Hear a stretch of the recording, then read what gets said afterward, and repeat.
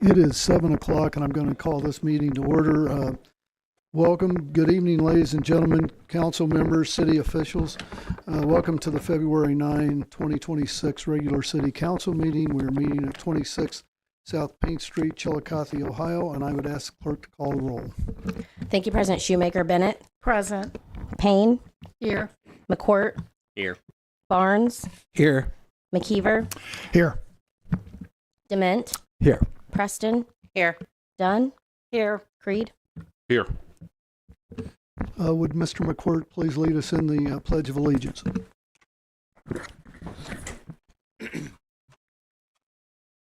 Allegiance to the flag of the United States of America and to the republic for which it stands, one nation, under God, indivisible, with liberty and justice for all.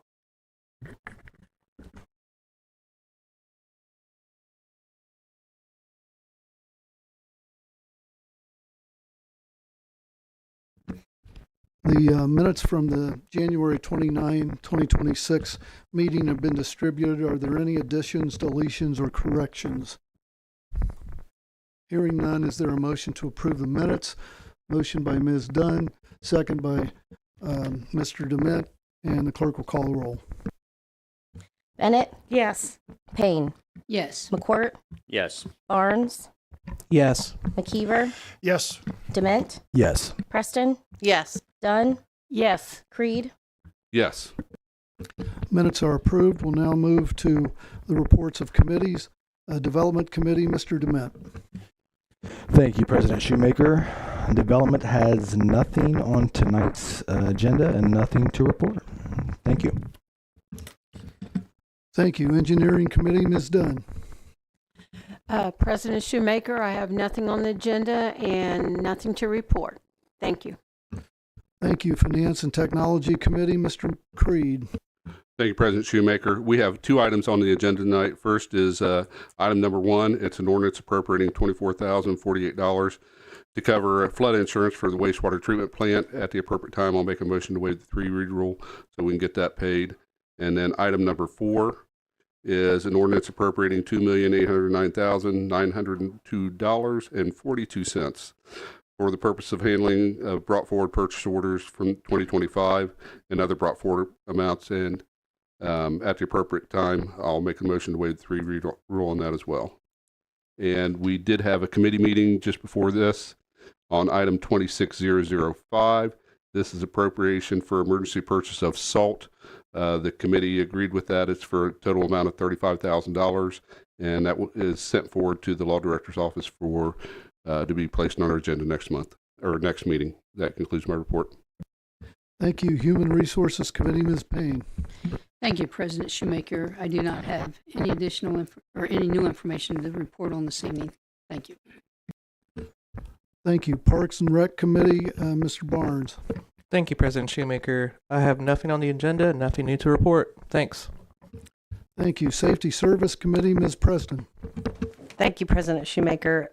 Safety Services has one item on the agenda this evening. It's item number 2. It's a first reading of an ordinance accepting and appropriating $41,497.09 from the Ohio Attorney General's Office as reimbursement for police continuing professional training completed in 25 and declaring an emergency.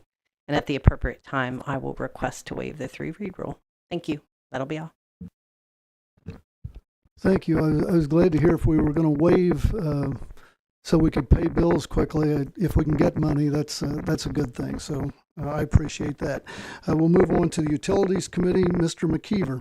Thank you, President Shoemaker. Utilities has nothing on the agenda for tonight and nothing to report. Thank you. City Services Committee, Mr. McCourt. Thank you, President Shoemaker. I have one item on the agenda tonight.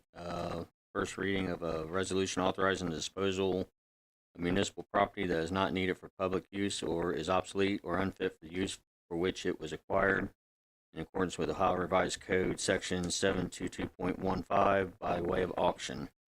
Also, we had a Chiillicothe Transportation Advisory Board meeting on Thursday. Mark Matthews and Amy Arnold are doing an awesome job. They're looking into possibly getting a second trolley for the city.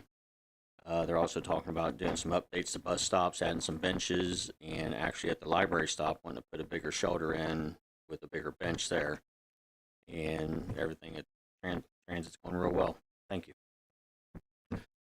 Thank you. Community Affairs Committee, Ms. Bennett. Thank you, President Shoemaker. We have nothing on the agenda, nothing to report. We will now move to reports of officials. Mayor Feeney. Thank you, President Shoemaker. Quite a few things to report on tonight, so I will try to move quickly. First thing I want to do is thank a lot of people for their efforts and their patience related to snow removal. We got a big snow, and I think our city team did a great job of handling it. It's been a long time since we got that much snow in a short amount of time. Actually, I think 2 snow events since the last council meeting. So I just want to thank the service department and beyond the service department, because for those that don't know, the way the process works is the police department, who works 24/7, when the snow begins to fall, oftentimes in the middle of the night, the police department point of contact will reach out to the service department and say, hey, it's starting to come down. We're going to need you to come out and start working on hills. Oftentimes, if it's in the day or we have a lead notice on it, we're able to get out and get salt down early. But if it's the type of thing where it's not happening during daylight hours or not in the middle of the night, we need a call from the police department. So folks are sent out in the middle of the night, and we've got routines and routes, hit the hills first, major arterials, and go from there. But especially when there's that much snow, we only have so many CDL drivers in the service department. And from there, we have to call on help from other departments, the utilities department, sometimes transit department. It's an all hands on deck situation. And like years in the past, we really had a great response from our staff. And I just want to thank them for that effort and the good work they do. I know it can be really frustrating. Cars get blocked in. Side roads sometimes either don't get cleared or get packed down before they get cleared. So I will say that in every snow event, we have after action meetings and conversations about what we can do better the next time. And, oftentimes that means just working through what we would do 3 years from now when the next snow like this happens. This year, just little things, thinking about snow in advance. Some of you might remember a literal mountain of snow in the annex, which would last until April or May. Last year, couldn't go there. So there are just levels of detail, like where are we hauling away piles of snow? How do we manage side streets? That sort of thing. And it's an ever-going work in progress. One of the things that will probably be coming to council sooner rather than later is a request for GPS on our snowplows. If you look around the state, Matt Bruning in particular, he'll post images of where all the snowplows are across the state. Obviously, we don't need that on a statewide basis, but what it does for us, or what it can do for us, is really enable us to know where trucks have hit, where they haven't, frequency, that sort of thing. Because despite our planning and our routes that we've created, we are not infallible, and we miss every once in a while. Or we can see that a certain road has been hit once or twice, and others more than that. And so being able to track GPS on the snowplows and other city vehicles is something that's probably going to be coming to City Council soon. And so as much as I want to thank the service department and those employees, I want to thank the public for their patience. I think myself as a parent, that patience was wearing thin after the city schools all county schools were home for about a week, and we were snow and iced in. So I think there's a lot of patience spread thin potentially across the city, but just lots of thank yous there. A quick welcome and reintroduction. Last week we had the promotion, in essence, of our chief building official, who is now our utility director. Some of you will recall over time we have talked for a really long time about the development of a public works department. In my assessment, I think many agree with me, we have an opportunity to coordinate the efforts of the engineering department with the utilities department. In other words, the department that is in charge of paving the streets and street repairs is really disconnected, or has been historically disconnected, from the utilities department, who opens roads and does water line repairs and that sort of thing. And so Chief Building Official Brandon, who has been with us now for a year or so, has a private construction background, has that chief building official background, management experience, and we really have an opportunity now to really unify utilities, building department, engineering into a cohesive unit. So I think I sent an email to council and the directors, but we will sort of transition into that. It's not a rip off the Band-Aid overnight type of thing, because it's the first time we're trying something like this. But we're really optimistic that this will be a really valuable addition to the city, and really instill some coordination between many city departments. So welcome Brandon into his new role. He will continue to be a chief building official, which also has a significant level of inspections and that sort of thing on his plate, until we modify the staffing in the building department to make up for this new role. But just want to make that announcement here today.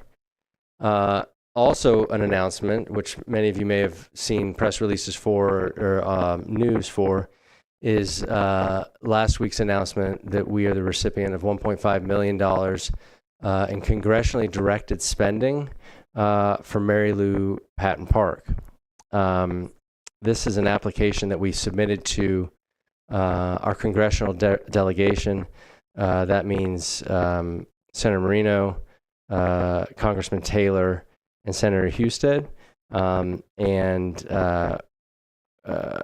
largely with their support, and Senator Husted in particular, that appropriation was authorized into law last week, and we now have $1.5 million of congressionally directed spending to make some really significant upgrades to Mary Lou Patton Park. That is a city-owned facility that is leased to the Scioto Valley Youth League for, I haven't seen the lease lately, but it's probably like $1 for 99 years. And as we navigate those congressionally directed spending requests, we put in several last year, and we've put in several over the years. As a reminder, some of the ones we've been successful on have been related to Marietta Lift Station, the water feature that'll go into the park. And so they are an interesting application process. The application process itself and the application itself is not particularly specific, but there's a lot of advocacy and conversation and working with the congressional offices, the teams there, to figure out what is really going to be supported by our representatives. And so kudos to the Planning and Development Department for putting forward another successful application. Transitional housing is another one that we put forward that was also $1.5 million. And so that project, we will start to work on that one as well. That'll largely be for things like parking, roadway, drainage. If you've been over there in the last several years, I would say the southwest quadrant of that park has new parking, new stormwater management, and some roadway improvements. And this will be a large improvement basically to the rest of the area. But we're going to work through what that looks like and what those improvements are. But it's just an exciting thing to come through for the city. So many people in this community have been impacted by that park over the years. And before long, we're going to have an additional $1.5 million in infrastructure and a finished wastewater treatment plant that won't stink. So really going to be an upgraded corner of town here before long. On that note, last fall, we had lots of conversations around the plume at the former Wherever site, Howmet. and the city's involvement in that. We haven't talked about it much in council recently, but we've spent a lot of time on the back end communicating with, as you might imagine, a lot of moving parts, the Ohio EPA, the new owners of the paper mill, and working through what the future of that site looks like and monitoring of it. One of the main requests that came out of those conversations last year was a request for basically a public information session that the community and city council was asking that we ask the Ohio EPA to host. I put in that request officially, and over time, the response that I've received is that they receive a lot of requests for public information sessions. And so they didn't deny our request for public information session, but what they said, and specifics here will follow for everybody to jot down, is that because they received so many requests for public information sessions, they base the necessity of those public information sessions on how many inquiries they get from the public. And so they said, essentially, that this might not be the right time for a public information session, but they asked me to convey to council and to the public that if the public has specific questions about that site, about areas around that site, which could include Mary Lou Patton Park, that those questions be directed to the Ohio EPA. I have an email address and a phone number, which I will also send to City Council, and we can post publicly. But the email address is for Bryant Somerville, BRYANT SOMERVILLE,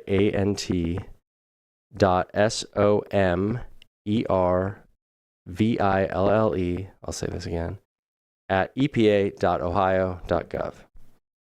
Bryant, BRYANT SOMERVILLE at epa.ohio.gov.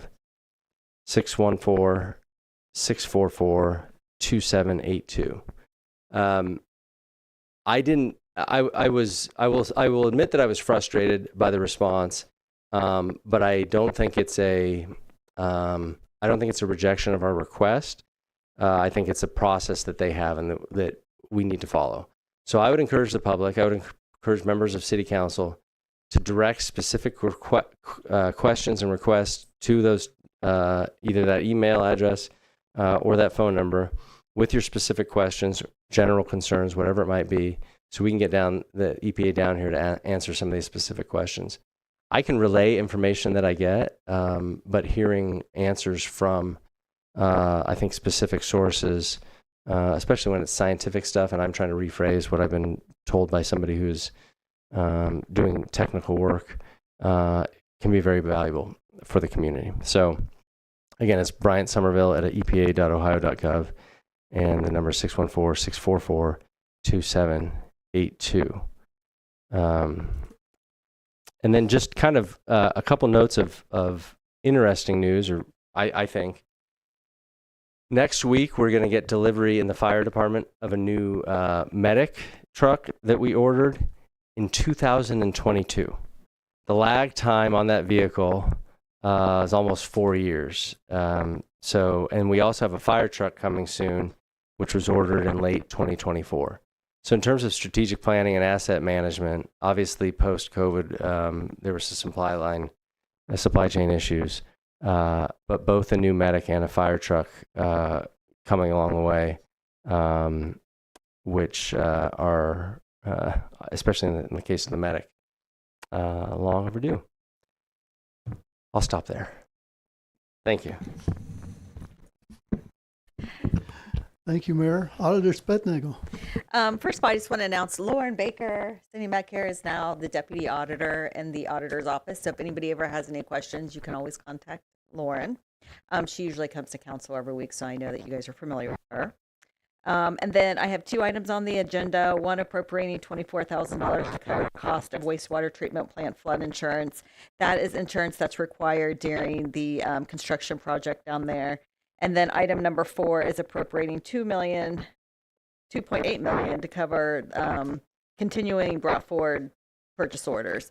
So those are projects that were started in 2024 and not in 2024 and 2025, and not invoiced yet. So that is to cover costs of those projects. And then I just want to announce a finance meeting on the 23rd to go over last year's financial statements at 6:30 for council. And that concludes my report. Thank you. Law Director Villarreal. Thank you. We've been very busy with this legislation. I brought with me Kim Large, she is the office manager for the law director's office. And regarding the emergency assault legislation, I believe we've already got that drafted, ready for you. We assumed that was coming. So we are working really hard upstairs. And to tail on what our mayor was talking about, not plume related, but the DuPont lawsuit related that still involves our water issues. We are in the middle of that testing and getting the results. And we are waiting to get our questions answered on how we can proactively take care of our citizens with regard to those results. And we'll be letting you know what we find as soon as we find it out. Thank you. I have nothing else.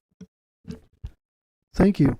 Now we'll move to audience participation. Any person wishing to address council must first provide his or her name and address.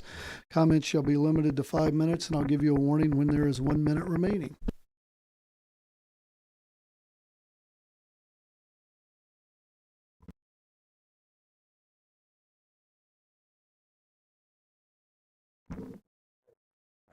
Green light.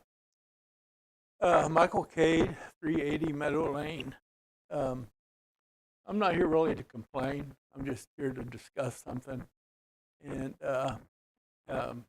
last year, health-wise, it was a pretty rough year for me. I've got a defibrillator under my arm, wire runs around my chest bone. And when my heart quits beating, it shocks me. It gets my heart beating again. Happened twice back in June. Both times I ended up with a brain concussion from the fall. Ended up with a hip fracture. The fall actually back in that time, because of the pain of hitting the concrete, shocked my heart back to beat. I ended up Memorial Day in a hospital in Cabell County, Kentucky. I was at a parade in Ironton, Ohio. When I stood up out of the seat, I collapsed.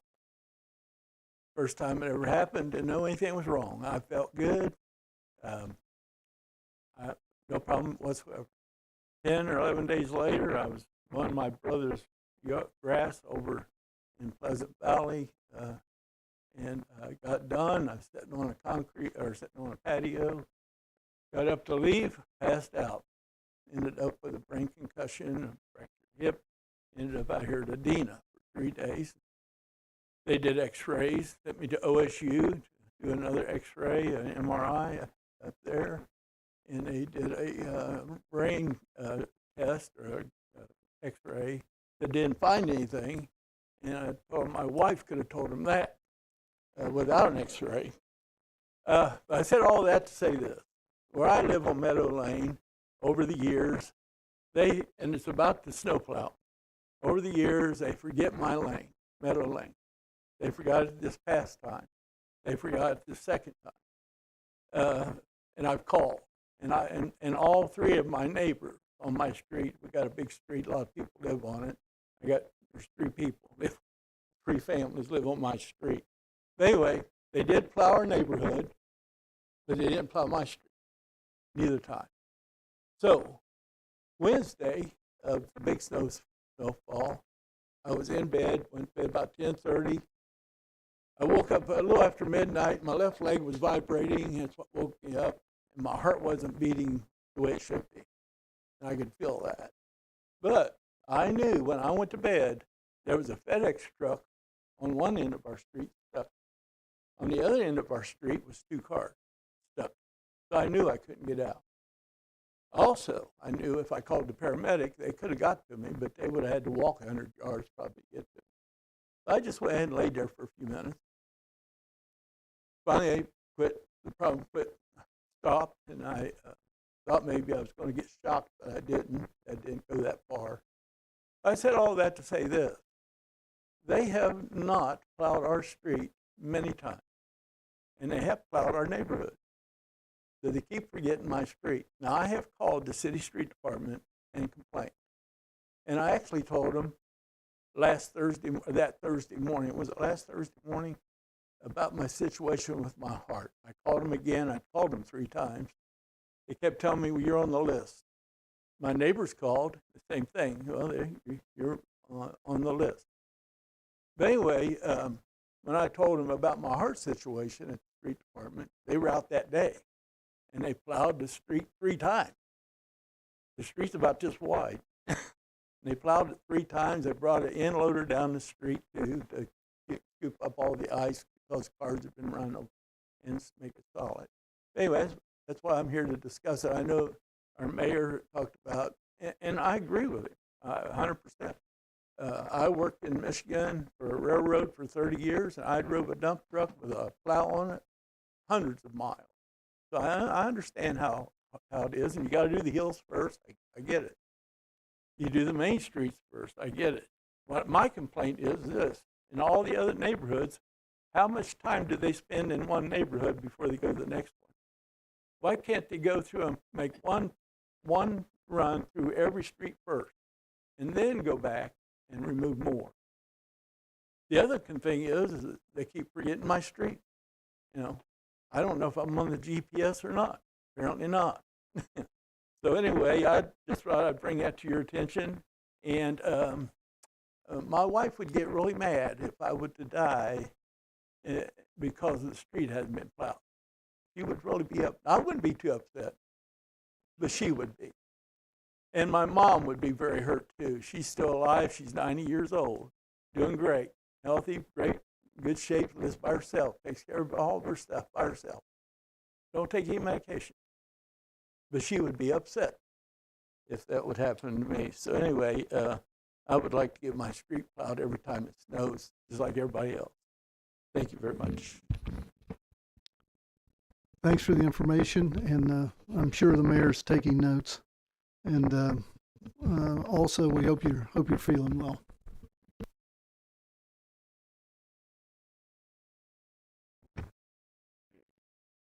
So, my name is AJ Tainer. I live at 81 North Paint Street, apartment 2B, and I agree that we've been doing a decent job with the snow plows on our streets. But my concern is our sidewalks. Just outside this building right now, it would be nearly impossible for somebody with a wheelchair or crutches or canes to be able to get inside to just attend.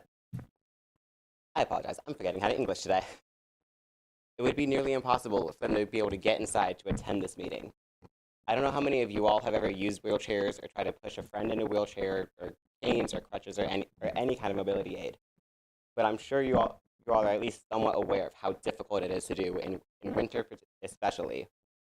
But all over downtown, we see sections of sidewalks that are still covered in snow. Just look at Water Street, the section between Paint towards Christie's. That sidewalk is still completely covered in snow to the point that I have to walk in the street through the parking spaces in order to get to work because there's no way I'm going to get through that. And my legs and knees, thankfully, knock on wood, still work perfectly fine. Knocking on wood for that. But then we have situations like in the parking lot on the corner of Water Street and Mulberry, where the United Way, Dirty South Therapeutics, Integrated Services, not integrated, Insight, TMS are all located, that have giant piles of snow in the corner, and just into the one corner that people have to use when the only handicapped accessible spot is there. Or there's a bunch of snow stacked all against the curb, so there's plenty of space to park, and there is a little bit of space for you to be able to walk in, but there's no way to get from the street parking onto the sidewalk. It's hard enough as someone who can walk well. Imagine trying to navigate that in a wheelchair, cane, crutches. I understand that it's a lot of work trying to manage snow, especially with the amount and the speed that we've gotten it. But there has to be a better way than leaving curb cutouts filled, not not making sure the sidewalks are cleared, leaving ice everywhere, making it harder to get places, especially when it starts to interfere with people who want to attend things like city council meetings. It's hard enough getting to these as someone who is young and fit. Imagine how hard it must be for someone that's not. Thank you. Thank you. If there is no further audience participation, we'll move on to old business. Is there any old business to come before council?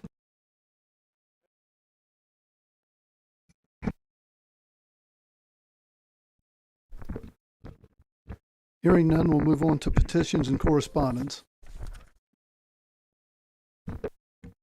Thank you, President Shoemaker.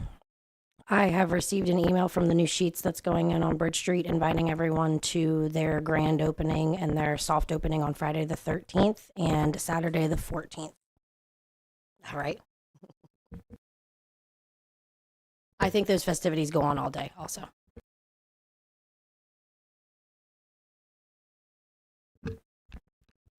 I shouldn't comment, but I will. I wouldn't open a business on Friday the 13th, but we'll skip past that and move on to another topic. If there's nothing else, we'll move on to new business. Is there any new business to come before council? The only thing I wanted to mention is it is the annual Black History Month program will take place on Thursday, February 19th at OUC's Bennett Hall. The social gathering will be at 6:30 and the program will begin at 7. And it's always a well-attended and well worthwhile meeting when they have this on an annual basis. Next, we'll move on to reading of ordinances and resolutions. Thank you, President Shoemaker. This evening we have 4 items on our agenda. Item number 1 is the first reading of an ordinance appropriating $24,048 to cover costs for wastewater treatment plant flood insurance and declaring an emergency. Mr. Creed. President Shoemaker, I'd like to make a motion to waive the 3-read rule, please. Seconded by Ms. Payne. And the clerk will call the roll relative to the waiver of the 3-read rule. Bennett? Yes. Payne? Yes. McCourt? Yes. Barnes? Yes. McKeever? Yes. Dement? Yes. Preston? Yes. Dunn? Yes. Creed? Yes. The 3-read rule is waived. The clerk will call the roll relative to the ordinance. Bennett? Yes. Payne? Yes. McCourt? Yes. Barnes? Yes. McKeever? Yes. Dement? Yes. Preston? Yes. Dunn? Yes. Creed? Yes. Ordinance is adopted. Next ordinance. Item number 2 is the first reading of an ordinance accepting and appropriating $41,497.09 from the Ohio Attorney General's Office as reimbursement for police continuing professional training completed in 2025 and declaring an emergency. President Shoemaker, Ms. Preston. I'd like to make a motion at this time to waive the 3-read rule on this item. Second by Ms. Bennett. Clerk will call the roll relative to the waiver of the 3-read rule. Bennett? Yes. Payne? Yes. McCourt? Yes. Barnes? Yes. McKeever? Yes. Dement? Yes. Preston? Yes. Dunn? Yes. Creed? Yes. The 3-read rule is waived. The clerk will call the roll relative to the ordinance. Bennett? Yes. Payne? Yes. McCourt? Yes. Barnes? Yes. McKeever? Yes. Dement? Yes. Preston? Yes. Dunn? Yes. Creed? Yes. Ordinance is adopted. Next resolution. Item number 3 is the first reading of a resolution authorizing the disposal of municipal property that is not needed for public use or is obsolete or unfit for the use for which it was acquired in accordance with Ohio Revised Code Section 721.15 by way of auction. The resolution will move to the next agenda. Next ordinance. Item number 4 is the first reading of an ordinance appropriating $2,809,902.42 for the purpose of continuing the handling of brought forward purchase orders from the year 2025 and other brought forward amounts to be put on the books of the City of Chiillicothe, Ohio for the year ending December 31, 2026 and declaring an emergency. Mr. Creed. President Shoemaker, I'd like to make a motion to waive the three read rule, please. Second by Mr. McQuirt. Clerk will call the roll relative to the waiver of the three read rule. Bennett, Yes. Payne, Yes. McCourt, Yes. Yes. Barnes, McKeever, Yes. Dement, Yes. Preston, Yes. Dunn, Yes. Creed, Yes. The three read rule is waived. The clerk will call the roll relative to the ordinance. Bennett, Yes. Payne, Yes. McCourt, Yes. Barnes, Yes. McKeever, Yes. Dement, Yes. Preston, Yes. Dunn, Yes. Creed, Yes. Ordinance is adopted. If there's nothing else to come before council, I would accept a motion to adjourn by Ms. Payne, seconded by Ms. Dunn, and the clerk will call the roll. Bennett, Yes. Payne, Yes. McCourt, Yes. Barnes, Yes. McKeever, Yes. Dement, Yes. Preston, Yes. Dunn, Yes. Creed. Yes. We are adjourned. Thank you all.